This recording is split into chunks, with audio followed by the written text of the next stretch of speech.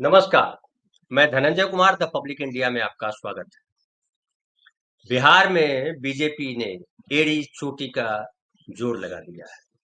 येन केन प्रकारेण, चाहे जैसे भी हो, जो करना पड़े, सारी नैतिकता को गटर में डाल देना पड़े डाल दो, लेकिन जीत हासिल करनी है किसी भी तरह। इसलिए चुनाव आयोग का जो खेल चल रहा है वो तो चल ही रहा है। लगातार खबरें आ रही हैं कि जो चुनाव आयोग जो करवा रहा है पुनरीक्षण, वो महज एक तमाशा है। पहले से तय है हमको क्या करना और उसी के अनुसार सारा काम चल रहा है। आज भी खबर आई कि अररिया में जो है वो बीएलओ ने, न बीएलओ आए न फॉर्म मिला, फिर भी मोबाइल पर मैसेज आ गया कि आपका फॉर्म आ गया। नहीं दिया जा रहा है कहीं भी पावती रिसिप्ट कि आप दावा नहीं कर सकते। कई सारी चीजें चुनाव आयोग ने तय कर लिया हमको ये करना है और यही करेंगे। पत्रकार बोलते रहे, आम आदमी बोलते रहे, किसी की नहीं सुन रहा। ये बीजेपी की खासियत है। बीजेपी को पता है कि सत्ता जो है हमारे हाथ आई है तो जितने दूर तक हम गुंडागर्दी कर सकते हैं कर लें, क्योंकि फिर अगर जाएंगे तो मौका नहीं आएगा। ये बीजेपी को पता है। बिहार में आखिरी दाव खेल रही है बीजेपी। बिहार में दाव ये है कि आपको याद है कि पिछली बार चिराग पासवान को उतारा था नीतीश कुमार के खिलाफ। उसको पता था कि नीतीश कुमार जब तक बिहार में रहेंगे मनमानी नहीं कर पाएंगे। नीतीश कुमार को 2020 में धोखा दिया गया, लेकिन नीतीश कुमार ने मनमानी नहीं कर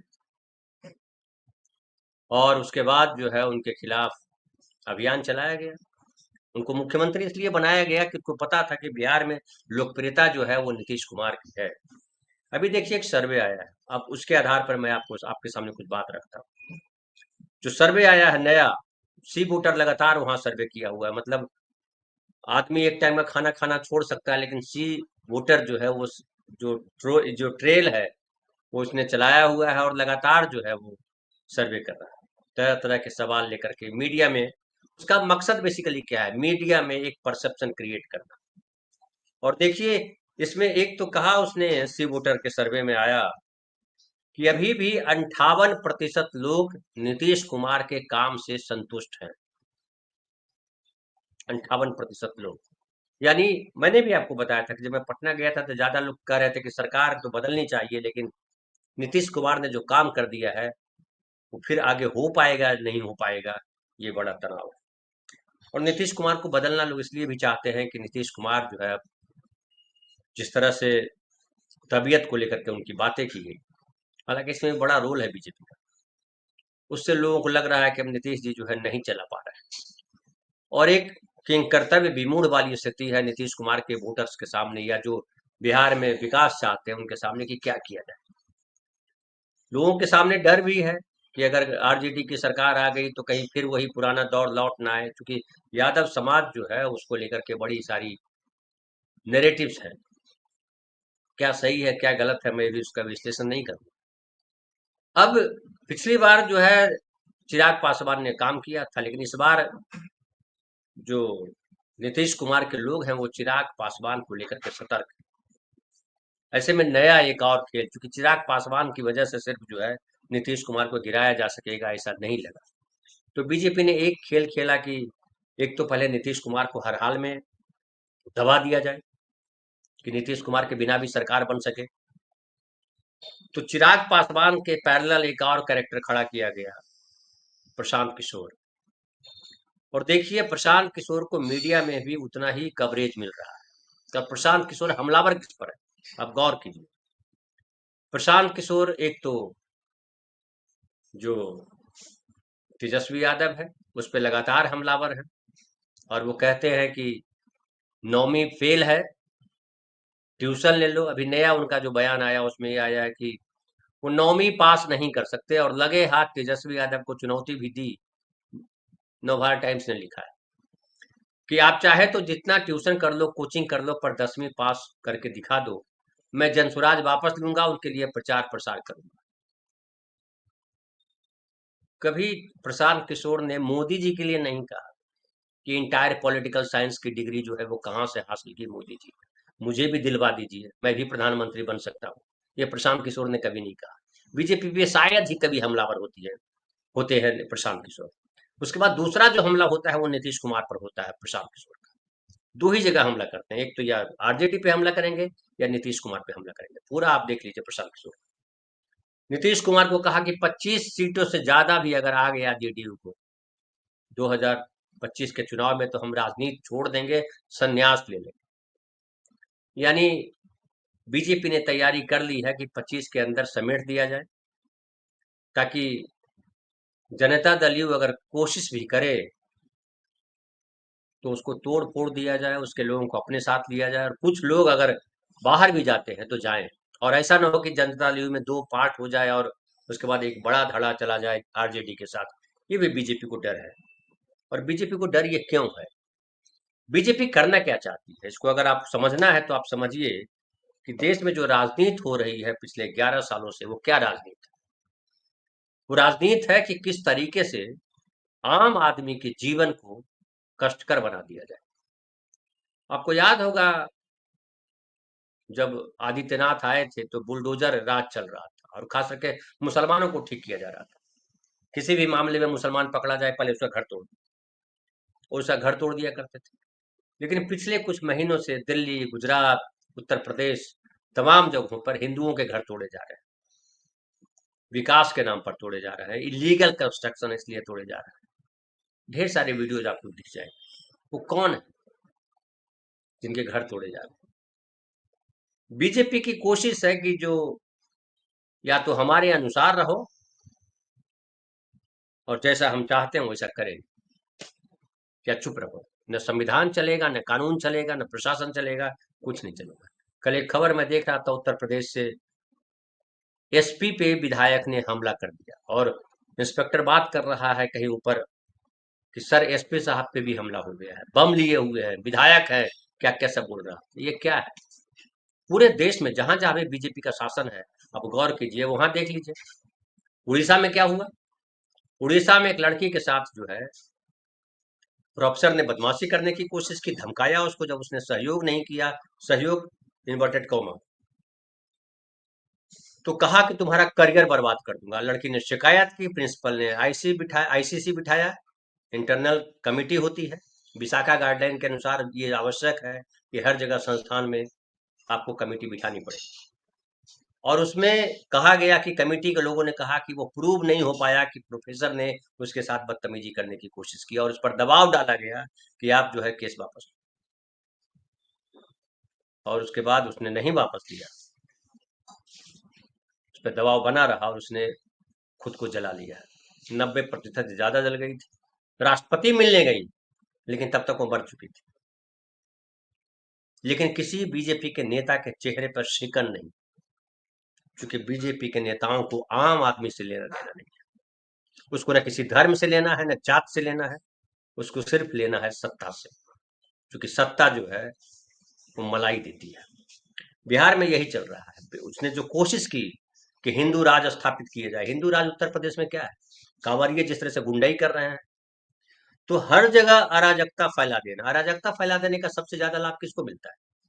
गुंडे को मिलता है, नेता को मिलता है जो रैकेट में शामिल होते हैं, और पूंजीपतियों को मिलता है। सामान्य आदमी जो है वो अराजक स्थिति में खत्म हो जाता है। जो 85 करोड़ लोग जो 5 किलो अनाज ले रहे हैं, वो 135 करोड़ अनाज पे जी सकते हैं। ऐसी स्थिति क्रिएट कर देना है। अक्सर लोग जिक्र करते हैं कि आरएसएस के गुरु गोलवलकर ने जो लिखा है, उसमें लिखा था कि जो है देश की संपत्ति जो है, दो व्यापार जो है दो उद्योगपतियों के हाथ होना चाहिए, और आम आदमी का जीवन सिर्फ इतना होना चाहिए कि उसके पास जीने भर हो, ताकि वो आपके खिलाफ विद्रोह न कर सके। वही तैयारी उत्तर प्रदेश में यही हो रहा है, और बिहार में ये कोशिश की जा रही है। लेकिन बिहार में 20 साल में शासन रहने के बावजूद नीतीश कुमार ने कथित हिंदू राज नहीं चलने दिया, मुसलमानों के खिलाफ उस तरीके का माहौल नहीं बनने दिया। अब बीजेपी चाहती है कि किसी भी तरह से हम आ जाए सत्ता में, और उसके लिए एक नया मोर्चा खोला है प्रशांत किशोर। प्रशांत किशोर को बार बार प्रोजेक्ट किया जा रहा है, तीसरे नंबर पर लाया जा रहा है कि सबसे पहले नीतीश कुमार, उसके बाद तेजस्वी, उसके बाद प्रशांत किशोर। कांग्रेस कहीं नहीं है। सीपीआईएमएल कहीं नहीं है, जबकि सीपीआईएमएल के 12 विधायक हैं। 19 सीटों पर लड़े सीपीआईएमएल 2020 के चुनाव में, उसके 12 विधायक। कांग्रेस के 19 विधायक। राहुल गांधी ने जिस तरह से बिहार में दखल दिया है, एक समा बांध दिया है, और वो समा आपको दिखाई पड़ा होगा जब बिहार बंद 9 जुलाई को बुलाया गया चुनाव आयोग के फैसले के बाद। उसको भी लड़ाने की कोशिश की जा रही है, कभी तेजस्वी से लड़ाते हैं मीडिया के लोग, कभी पप्पू यादव को कहीं और खड़ा करते हैं, लेकिन राहुल गांधी ने जिस तरह से चीजों को गढ़ा है, उसमें कहीं दरार नहीं पड़ती नजर आ रही। आरजेडी, सीपीआईएमएल और कांग्रेस, मुकेश सहनी भी ऐड कर दिए चौथा नाम, ये चारों के बीच बड़ा गंभीर गठबंधन है, क्रिएट किया जा रहा है मीडिया द्वारा।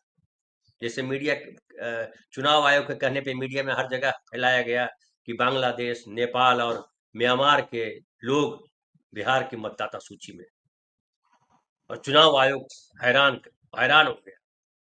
कहीं कोई चर्चा सुनी? 35 लाख जो मतदाता की बात कर रहे हैं कि काट देंगे, कटेंगे नाम 35 लाख, उसमें से कहीं जिक्र आया कि इस मोहल्ले में, इस गली में, यहाँ पे बांग्लादेशी पाए गए, इतने मर गए?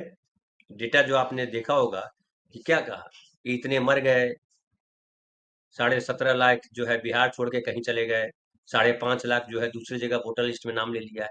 कहाँ से ये सारा रिकॉर्ड आता है? उसका उस गणित तो बताइए, किस जगह पे आपने देखा? नहीं बताइए। तो जो प्रशांत किशोर को उठाया जा रहा है, वो इसलिए उठाया जा रहा है कि बीजेपी जानती है कि अपने दम पर उसको जीत नहीं मिल सकती है, सरकार नहीं बन सकती। वैसी स्थिति में क्या होगा? क्योंकि बीजेपी को मालूम है कि जो नीतीश कुमार का वोटर है, जब उसको लगेगा कि नीतीश कुमार नहीं आ सकते हैं सत्ता में, तो आरजेडी की तरफ शिफ्ट हो सकता है, महागठबंधन की तरफ, कांग्रेस की तरफ शिफ्ट हो सकता है।